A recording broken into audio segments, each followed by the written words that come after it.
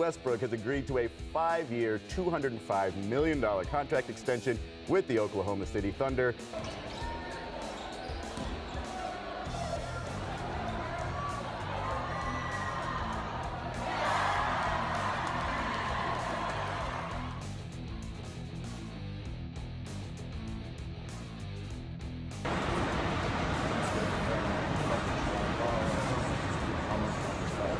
It was a great team win for us, and we're going to need more of those moving forward. We scored in all the drives except one in the first half, and then didn't have the ball much in the third quarter, kind of our fault.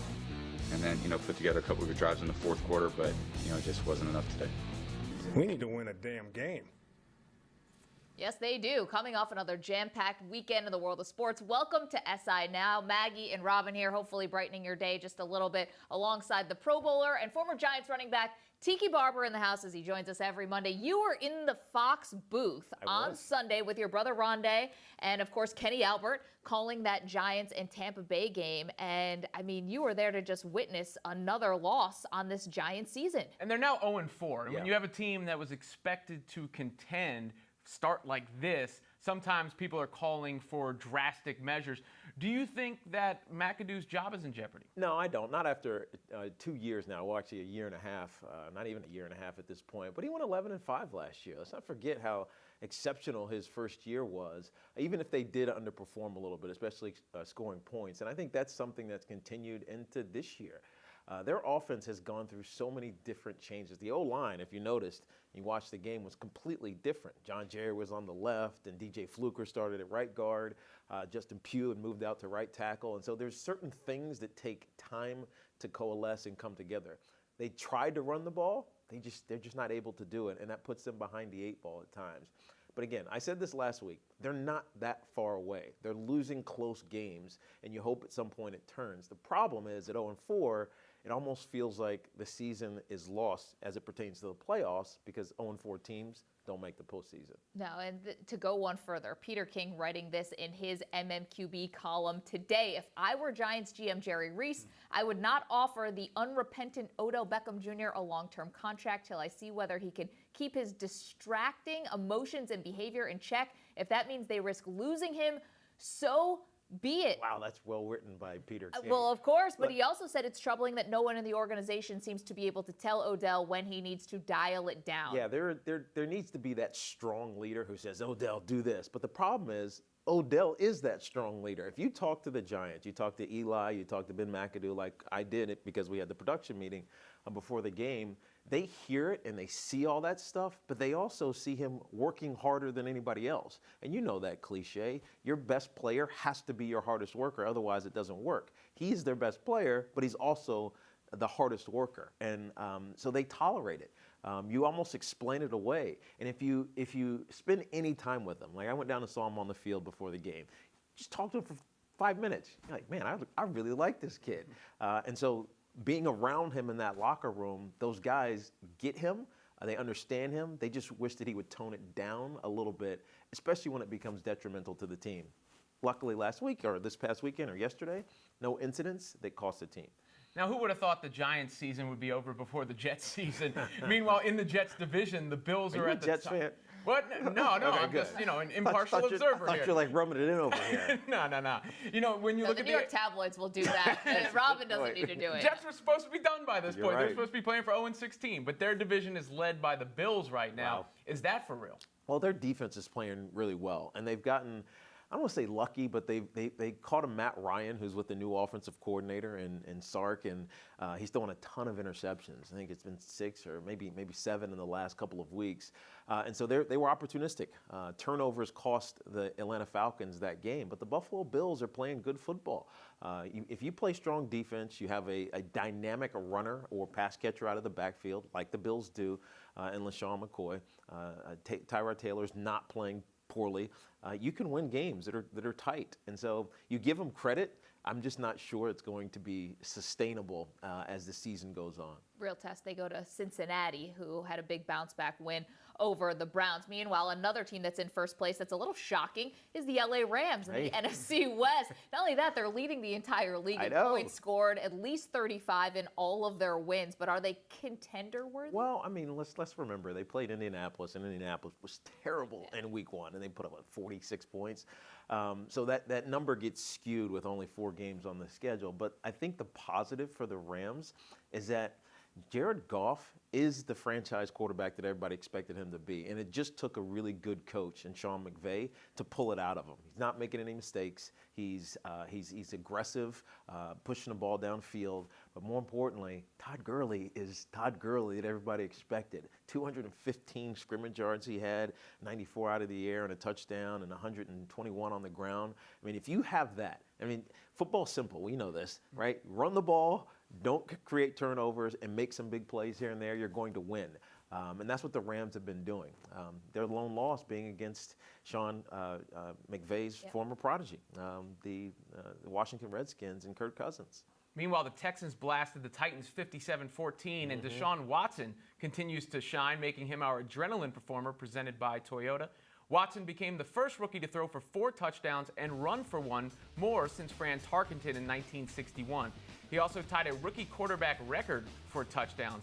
Will Watson soon be mentioned amongst the best QBs in the game? Well, here's the thing. We knew just from watching it at Clemson, he's a winner, right? He knows how to do it. And big-time competition doesn't faze him. I mean, he destroyed Alabama twice in back-to-back years, obviously only one of them getting a championship. So you knew that it was just a matter of him finding his groove, right? Finding the pace of the National Football League, building some confidence, and it would be just like he was in college. I saw that score yesterday as we were preparing for the Buccaneers-Giants game, and I'm like, is he still back at Clemson for 54 points? But he's dynamic, man. He's athletic. You saw that one zone. It wasn't even a zone read. It was kind of like a draw. He let momentum wash over with the defense, and he cut back behind it on that rushing touchdown. His touch passes over top of coverage, but in between the zones. Those type of things are the things that veteran quarterbacks do. But he's developed the confidence really quick, and I think he's made Bill O'Brien look like a genius after pulling Tom Savage, even though he's kind of looked like an idiot. Yeah, starting it wasn't Tom that Savage hard, in the right? first place. But They didn't have anywhere to go. Yeah, I mean, they had to start him. Well, we look back on Watson and this draft in particular and think, how did this guy fall to where he fell to? No, I think there's always a question mark, right? When a guy who plays that kind of offense in college, we still have yet to have the answer, right? Can that transition happen? I think he's maybe will be the first one to make that transition. But it's interesting, though, because if you watch a lot of NFL offenses now, they're in the gun constantly. They stack running backs a side saddle in the gun. I mean, it's odd to watch how NFL offenses have evolved, but I think it's the influence of guys like Deshaun Watson and those that came before him who played that way in college. Although it's really funny to see guys in the gun, especially Jacoby Brissett in the Sunday night game in Seattle where they can't hear anything. You're right. You got a new center, so the guard has to be tapping the guy on the leg because he can't hear anything, but you can't put him under center because he's in the gun. Okay, we could have led this off with the Patriots because I think people were pretty shocked that they would lose at home. This is not something we're used to seeing. Although you did have Cam Newton with this very resurgent effort. He goes 22 for 29, over 300 yards, 3 touchdowns, 1 interception. So is the bigger story that Cam Newton is back, so to speak, or is it the Patriots defense who's given up more yards than any team in the league Maggie, this year? you know the cure to all ills? Play the worst defense in the league. That's what Cam Newton and the Carolina Panthers did. Look, let's remember that Cam did not practice all offseason. And in fact, he's barely practicing during the weeks in the regular season. Sometimes he suits up on Thursday and throws the ball a little bit. So rust is natural. It was going to take him 2 or 3, in this case 4 games, just to get game ready from being being in the field. He just didn't do it in this offseason. You couple that with the fact that the Pats have lost so much on the defensive side of the ball. Like their role players, the Chris Longs of the world, are gone. Ninkovich retires this offseason. Their secondary, which was supposed to be one of the strengths of this team, have been out of position a lot. It's almost like Matt Patricia's defense is confusing to them now, and they're not making the plays that they were over the past couple of years. They would bend every now and then, top 10 defense, but they were number 1 in scoring. You just couldn't get in the end zone. Now teams have found a way to make plays. This isn't about Tom Brady. People will point to that. Oh, Tom Brady. It's Tom getting old. It's nothing to do with Tom Brady. He's actually balling. Yeah. I mean, they're the number 1, number 2 offense in the National Football League, the New England Patriots. It's just that their defense can't stop anybody right now. And I don't know if that's going to change anytime soon. Yeah, do you think they're going to figure it out? Patriots always seem to figure it out. I don't know if they have the personnel, Maggie. I mean, sometimes, and it's one of the genius traits of Bill Belichick. He always has some guy in reserve, some personnel move that he's gonna make, and it's just gonna click. But he's gotten rid of so many guys. Chandler Jones is now gone. Jamie Collins is gone. I mentioned those 2 guys, Ninkovich and Rob Long. Dante Hightower is injured, and so their defense is not what it was, and I don't think it can be unless somebody comes out of the woodworks who we're just not aware of. Jason Lockenforest, CBS, saying they should trade Jimmy Garoppolo to try to get some more help on the defensive side of the ball. I'm sure we'll unpack that as the week continues. Although we're through the quarter turn, we still have a game tonight, but through the quarter turn, who is your MVP? And I'm going to ask you for an LVP, is someone who hasn't lived up to expectations. The MVP for me, I might have to give it to Alex Smith. I mean, they're playing great football.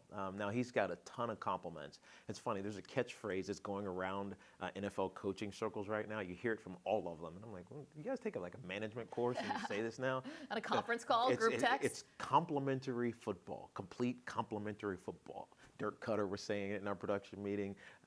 Obviously, Ben McAdoo was saying it in our production meeting.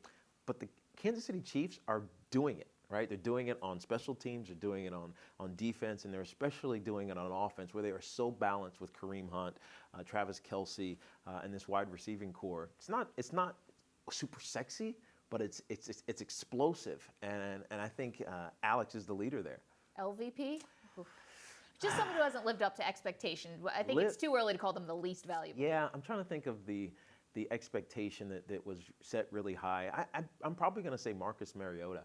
And he's hurt now, so it's a little bit unfair. But the Tennessee Titans, in my mind, were a team to win the South and possibly push deep into the postseason. And they pressed. They just haven't played well. And then he gets hurt. They get blown out this past weekend, as we were just talking about, against the Houston Texans. And I don't want to say they're in trouble, but early in the season, they're not what we expected.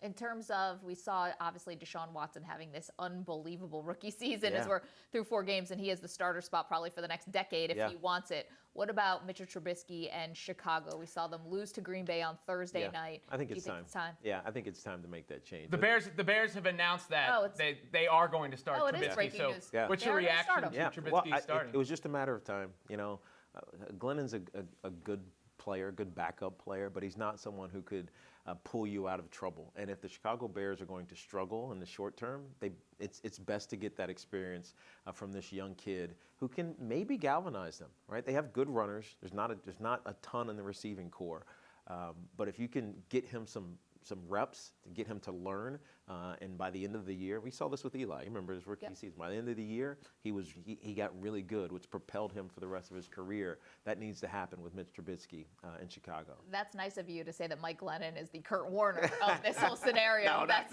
how we're comparing. I don't think he's going somewhere else and taking a team to the Super Bowl. Put it that way. You might do a reverse Kurt Warner where he's bagging groceries later. He'll be well compensated though for all that grocery bagging. Tiki Barber, we love having you. Thank you so much for pleasure, guys. Sharing your expertise. Thank you.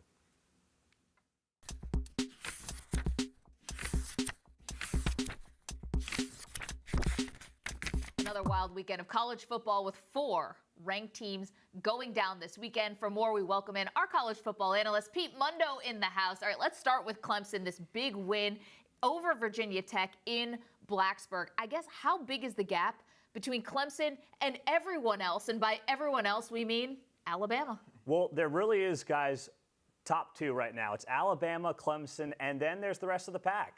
I don't want to fast forward the rest of the season, but I feel pretty good about seeing a potential Alabama-Clemson rematch. I just can't find the teams that are going to stop these 2 guys. And the most fascinating part of this entire matchup would be that Alabama offensive line and running game against this fantastic front 7 that Clemson has, that they are just taking care of opponents with week in, week out. It's been so impressive. So the gap is not between Alabama and Clemson. The gap is between Alabama, Clemson, and the rest of the country. And it'd be a 3-match if we get another one. And without Deshaun Watson, of course, this time he was doing pretty well for himself. Now, when we look around the rest of the college landscape and look for one of those teams, doesn't look like it's going to be USC now, because after losing 5 straight at home, Washington State with the upset over USC, knocking them out of the playoff contention, at least for the moment. Will the Pac-12 be left out entirely? Right now they are. The only way I would put the Pac-12 into the college football playoff is unless there's some chaos where there's a 2-loss champion in one of the Power 5 leagues. Otherwise, I've got to see Washington or Washington State go undefeated. Because if you look at their non-conference schedule, Washington has played Rutgers, Montana, and Fresno, while Washington State has played Montana State, Boise State, and Nevada. Not exactly a great non-conference slate for either of those two teams. So this was the conversation we had last year for Washington. They had a really bad non-conference last year. They still got into the playoff after winning the Pac-12 title. Would you put them in this year with 1 loss if Oklahoma's out there with 1 loss but has a win over Ohio State in the non-conference? I'm not doing it. So I think a Pac-12 team has to go undefeated to reach the college football playoff. And I think the Big 12 is realizing some of the scheduling errors that they made in the past with this new format, and they're making sure they will not be left out because of the non-conference. Let's circle in, though, and zoom in on those quarterbacks, though, in that USC-Washington State game, because you have Sam Darnold, again, did not look like a guy who would be going #1 in the NFL draft. Luke Falk, on the other hand, looked very superior. Who's the better quarterback? I'm going with Luke Falk in terms of college quarterback. I just think Mike Leach's system is so effective and so easy for college quarterbacks to understand. Now, NFL-wise, Luke Falk's gaining some traction. Darnold is still the guy for the time being. He's got issues on that offensive line that we're really starting to see impact this team. But Falk's the better college quarterback. Is he the best in the sport? No. I still think that's Baker Mayfield at Oklahoma, a guy who can really freelance incredibly well, and that gives opponents something they really can't plan for. And that's what Baker Mayfield does, I think, better than any other quarterback in the country. Breaking news, it's October. That means a full month is in the books. Having seen what you've seen, which team currently in playoff contention do you think will fall out? Michigan Wolverines. That's the team I'm looking at. They have the toughest game of the month. That's on the road against Penn State in 2.5 weeks. That is a situation where the rest of their schedule is not that tough this month. It's Michigan State, Indiana, and Rutgers. But they're going on the road to Penn State. Whoever wins that Big Ten East is likely going to be the Big Ten champion and make the college football playoff. So that's where Penn State is going to set itself apart, I believe, from the Ohio State and the Michigan side of this conference, and it's going to become Penn State's conference to lose at that point. And, of course, we're going to talk Heisman in just a moment with Saquon Barkley, but you said this a few weeks ago. You believe that a Power 5 coach would probably be out of a job come October 31st. As we're sitting here at the beginning of the month, who do you think is looking the most vulnerable? Well, Butch Jones is at the top of that list at Tennessee. There's no doubt about it. They cannot be happy with what's going on. Also, add in Mike Riley. His athletic director is gone now at Nebraska. He is a sitting duck at this point. I mean, there's no way he's going to have a job, I believe, by the season's end. And very well, if you're in Nebraska, you want to get a head start on what's going to be a busy coaching carousel with maybe Tennessee, Texas A&M, UCLA, whatever the other jobs are that are open. Get the ball rolling right now and just cut ties with Mike Riley. You've got an early signing period in December. You want to have some guys into the mix at that point, and then just reset and go ahead from there. It would be Ed Orgeron, but they just gave him a massive contract, even though LSU loses to Troy in an embarrassing fashion. Well, he's on the list, but the problem is he has a $12 million buyout after the season. I mean, whoever negotiated that deal is the best agent in the business because there's no business giving Ed Orgeron that kind of a buyout for a guy who had his dream job. And the last time he was a head coach, it was a total disaster at Ole Miss. Now, the flip side, Joe Oliva, the athletic director who gave him that big contract, probably kicking himself now. Just a little bit. Now, Saquon Barkley, a name that's come up often, including what we were just saying. Should I go ahead and go on Wikipedia and update the Heisman Trophy page and put Saquon Barkley's name in for this year's winner? Not yet, Robin. Hold off a little bit. This is not Lamar Jackson from last year where he just really established himself in September and ran away with it, almost limped to the finish line in many ways. I think there is a contingent of guys behind him that can give him a run. Baker Mayfield, I still think Lamar Jackson's in that mix as well. So Saquon Barkley's had a great start. There's no doubt about it. He's number one right now.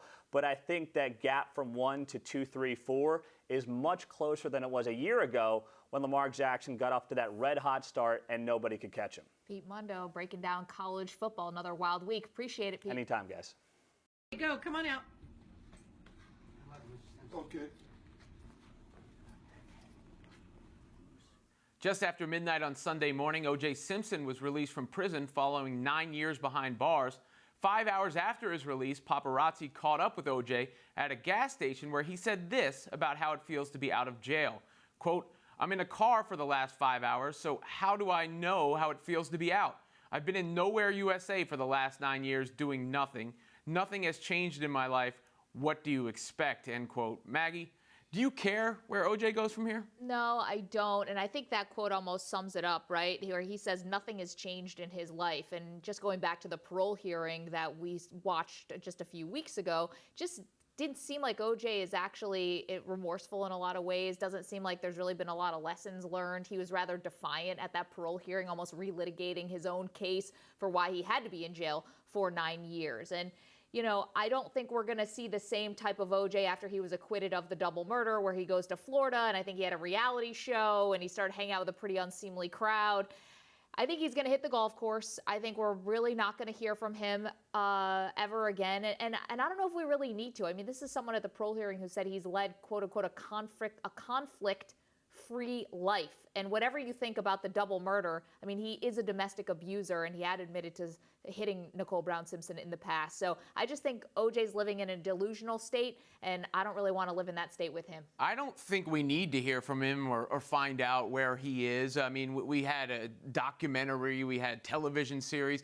I don't know what else there is to learn. However, there is a curiosity about the guy. He's an American, you know, historic figure for what it's worth, however you feel about it, as you said before. And this was brought back into the forefront of my mind when the parole hearing went down. Because as soon as he was in front of cameras, people were in front of their television sets or computer screens or what have you. So while I don't think it's worthwhile to find out where he winds up, it does seem like people are curious about it. I was thinking that maybe the documentary and the TV show might satiate some of that curiosity we had. Now seeing O.J., he looks older, he looked bloated, he looked just like an average person, not the star running back or the big celebrity that we saw from the early 1990s. So I'm kind of hoping in a way that we're sort of over it with O.J. I think that maybe it's best if he just sort of goes away for a while. We'll find out where he can wind up, as O.J. Simpson was explained to us from our legal analyst Michael McCann, where O.J. and how O.J. can leave Nevada. Under the terms of the parole, he needs to get permission to leave the state. That he has to remain in the state absent express written consent by his supervising officer. So that's really getting at that. And then at some point he joked, "I don't think you want me here in Nevada." Clearly, his goal, I think, is to leave the state probably instantaneously. But he's not going to be able to do that for that reason, that he's going to have to get consent. He's going to have to stick around for a while, in all likelihood, before he builds up enough rapport with the supervising officer that they're going to let him out of the state. Because, you know, with parole, he's still serving his sentence. He's just serving it outside of prison. He can go back to prison if he violates the terms of his parole. So he really needs the consent of the state for him to leave. And they asked him about support. Basically, where are you going to go after this? And I think he talked about his family. His family's not in Nevada, right? So he's going to be going, I presume, to Florida or some other state. But I would imagine Florida is the state where he's going to want to go. But the bottom line is he's going to need consent to do that.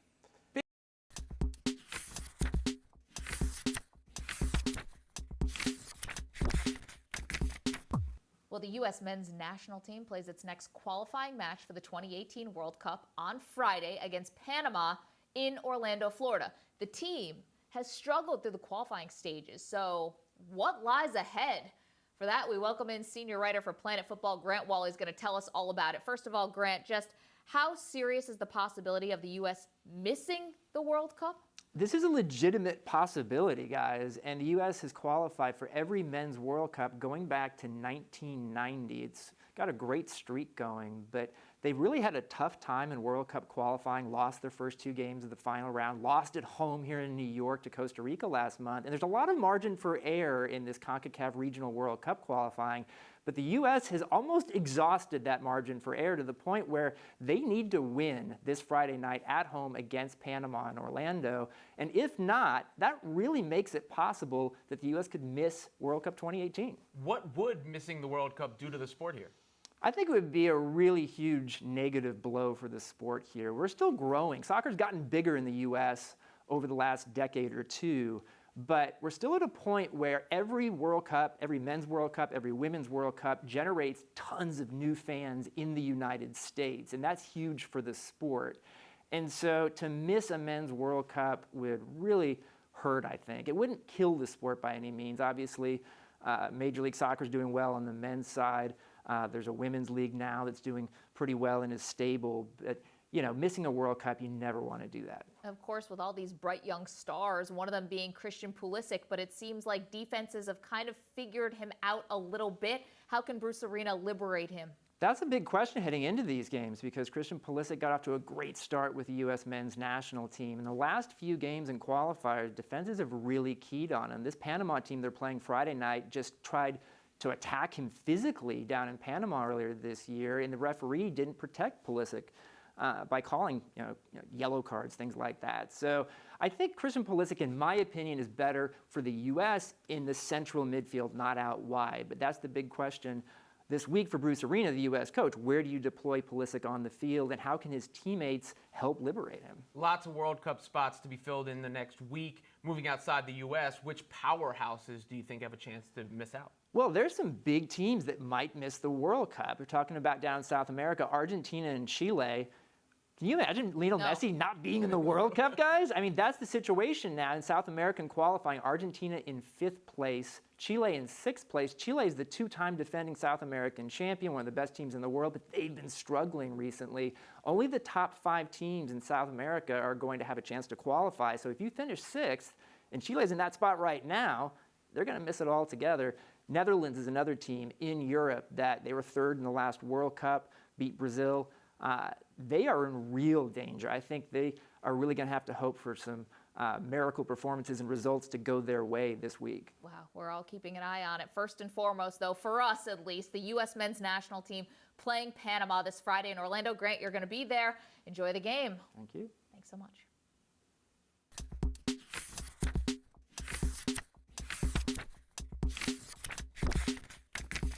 The baseball postseason, it's here. Let's take a look at what lies ahead, beginning on Tuesday with the American League wild card matchup. The Yankees host the Twins. Then the Red Sox begin the ALDS against Houston on Thursday afternoon. Thursday evening, the winner of the AL wildcard game will face the Cleveland Indians. As for the National League, Wednesday, the Rockies travel to Arizona to play the Diamondbacks.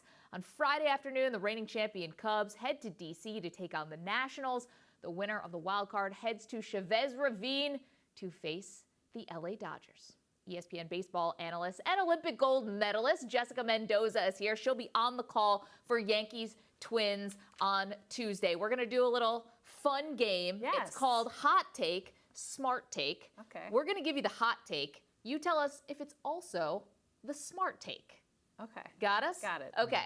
We're going to start off with the New York Yankees. Why not? Here's the hot take. If they win the wild card game, they will win the World Series. Is that just a hot take, or is that also a smart take? I think it's a smart take. And I normally, when you get a wild card team, and I would say it's not a smart take in the National League when you have the Diamondbacks and the Rockies, but the Yankees, because of that bullpen, and as non-sexy as that is, when you've got Aaron Judge and you've got a lot of great things about that Yankee team, when you get into the postseason, you think about the success of the Cleveland Indians last year and what they were able to do with their bullpen. There is no better bullpen in all of baseball than what the New York Yankees have. So they're a dangerous team, especially when they get to those 5-game, 7-game series. And I think, yes, they win that wild card game, they get past the Twins, they got a chance. Well, a team they might have to go through. Here's the next hot take. With the 22-game winning streak, the Indians peaked too early. Hot take or is it a smart take? I mean, they peaked too early in that they're never going to have that kind of win streak. I mean, yes, that was a peak that they will never get to again. But they are my pick to win the entire thing. So I think that's a smart take, and that this team will keep on riding that streak, maybe not get to that 22 games consecutively like that kind of crazy. But I think they're the best team in baseball right now. So it's a hot take. They didn't peak too early. I mean, well, they peaked too early in the sense that they're not going to go on that streak, but the smart take is that the streak was indicative of who they are. Yes. Why do you think that why are they your pick? What sets them apart? Just the fact that, they have this explosive offense that I feel like doesn't get as much attention because they've always been so known for their pitching, which in that case you have Corey Kluber, who's my pick for the Cy Young. You've got Carrasco. You got Mike Clevenger, who's been just an untalked about hero for that team, what he's been able to provide for the pitching. And then I gave the Yankees credit for their bullpen. The second best bullpen is the Indians, and we all know what Andrew Miller can do. But the rest, I mean, Cody Allen, Brian Shaw, they got a lot of dogs in that bullpen that are ridiculous. And again, the offense, I mean, Francisco Lindor, and you think about Jose Ramirez in the year, and then Edwin Encarnacion, which is a huge get for the Indians, a team that does not spend a lot of money. They go and get this huge bat, and he's provided. So they're rolling. Okay, let's flip over to the National League. Here's a hot take for you. Bryce Harper will be the biggest liability for the Nationals, even more than their bullpen. Is that also a smart take? No. I don't think he's a liability at all. I think that you see the numbers of the team when he wasn't even in the lineup. And he's Bryce Harper. He's ridiculous. He's a threat. But I would never see him as anything but a pro. And with him being in the lineup and the fact that he might not be 100% or he might not have the at-bats, he's still Bryce Harper. And the most important thing is that the Nationals have so many guys that can get the job done. Let's talk about their pitching staff for a moment, headlined by Scherzer and Strasburg. What's the biggest question marks facing them as they start the postseason? I think with Max Scherzer, him coming out of the game this weekend, it was a cramp, but you just never know what really is going on. And when you saw that, I mean, I was watching it live, and it was like, oh my goodness. And if I'm just a baseball fan, you don't want to see the stars. I mean, that's my Cy Young pick for the National League. So that's the best pitcher in baseball right now, and he comes out of the game. So just making sure he is healthy, getting taken care of. Strasburg, talk about health. I mean, he's a guy that you almost want to just walk around town with a little bubble. Like, just don't do anything. But he's shown, why they went out and got him, all the hype that's around him. And let's not forget Gio Gonzalez. I mean, that's a guy, you're talking about 3 of the top 4 pitchers in the National League in ERA, and they all play for the same team. All right, here's a hot take. For a team that was scorching hot at the beginning of the season, if the Dodgers don't win it all, they'll become the benchmark for MLB futility. Wow, that might be a smart take. I live in LA, and it's World Series or bust. They have to get to the World Series. Otherwise, this team is going to be seen as a huge disappointment. And not even just because the run that they went on and how historically great they were early, but just really this is the time. It's a team that's won, I think, 4 consecutive NL West Division titles. The team, the run, the Kershaw, I mean, the factor. How long are they going to be able to put together what they've had and not actually do something with it in the postseason? This is the year, and they got to do it. Plus, they made the trade for you, Darvish, clearly all in, as if they weren't all in before, but a little bit extra on top of that. Okay, another hot take, smart take. It has to do with the reigning champions, the Cubs. Here's the hot take. There is zero pressure on the Cubs to win this season because of what they did a year ago. Smart take. They're playing with house money. I totally agree. I mean, this is a team. It's actually hilarious to me because we were all a part of it in the postseason last year. I mean, you couldn't get a baseball team with more love than the Chicago Cubs, even heading into this year, which is why partially they struggled. So much attention and hoopla. And now, nobody's talking about them. So here they are, basically the same team as far as on paper that they were last year, talent-wise, that they can do that, even though the numbers haven't been there. This is still the same team. So they can go and make a huge run, which was the best team in baseball last year. Nobody's talking about it. They're just having fun. No pressure at all. Literally a reverse of what they felt last year.